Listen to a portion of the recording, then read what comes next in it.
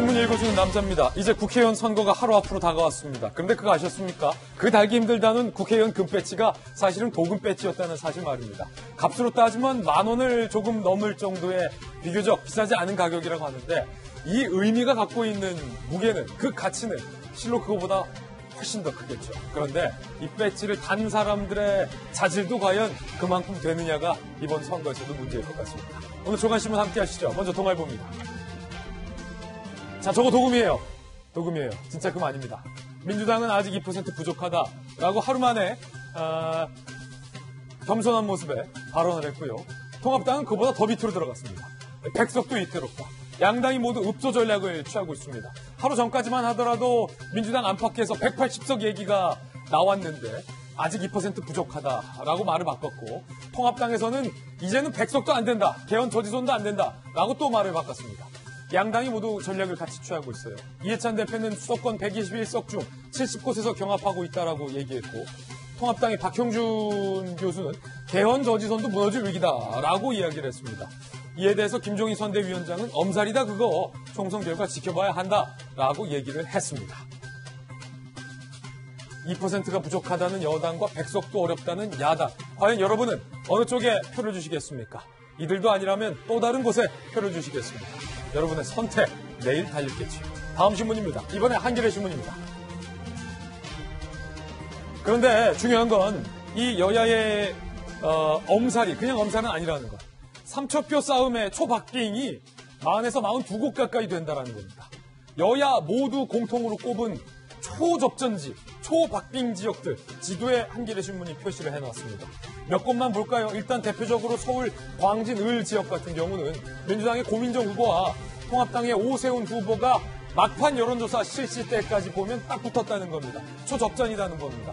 문재인 대통령의 입이 승리할 거냐, 아니면 야권의 잠룡인 대권 후보를 보고 있는 오세훈 후보에게 승리를 안겨다 줄 것인가. 두 후보가 접전을 보이고 있다. 야당, 여당 모두 이곳을 접전지로 뽑았습니다. 그리고 동작을도 마찬가지입니다. 나경원 통합당 후보와 이수진 민주당 후보가 맞붙고 있는 이 동작을도 주요 거점인자인과 동시에 초접전지다라는 겁니다. 과연 두 후보 중에 어떤 후보가 오게 될지 궁금해지는 대목입니다. 그 밖에도 여러 곳, 40곳 이상이 초접전지다.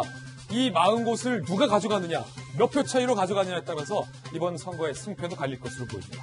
다음 신문입니다. 이번엔 중앙일보입니다. 그 의미는 아직 누가 이긴다라고 낙관하기는 이르다라는 얘기겠죠. 1,100만 명 사전 투표했는데 선거일 출구조사 얼마나 맞을까?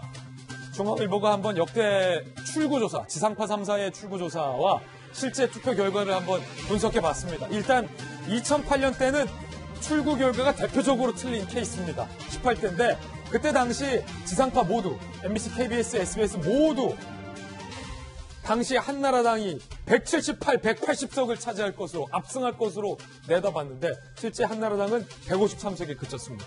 대표적으로 18대 지상파 출구조사 결과가 틀렸던 사례고, 19대 결과도 빗나갔어요. 여지없이 빗나갔어요.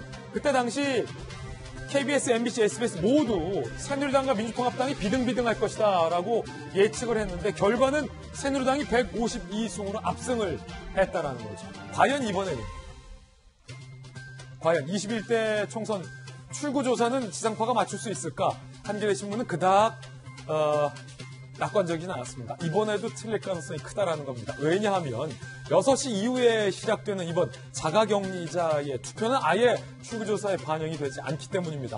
역대급으로 높았던 사전투표도 출구조사에 반영이 안 됐죠. 과연 이번 지상파 출구조사를 믿을 수 있을까? 전문가들은 상당히 회의적입니다. 다음 신문입니다. 이번엔 조선일보입니다. 미국의 항공모함이 코로나 퇴각을 틈타서 중국의 항공모함이 태평양을 휘젓고 다닌다라는 기사가 실렸습니다. 미국의 항모, 특히 태평양 항모는 모두 코로나 확진자가 나왔습니다. 그래서 가까운 정박지에 정박 중인데 그 틈을 타서 중국의 항공모함이 휘젓고 다닌다는 건데 전문가들은 중국이 근육을 보이기 위한 쇼잉이다라고 분석했습니다. 다음 신문입니다. 이번에 경제지 한번 보실까요? 한국경제입니다. 줄여서 한경.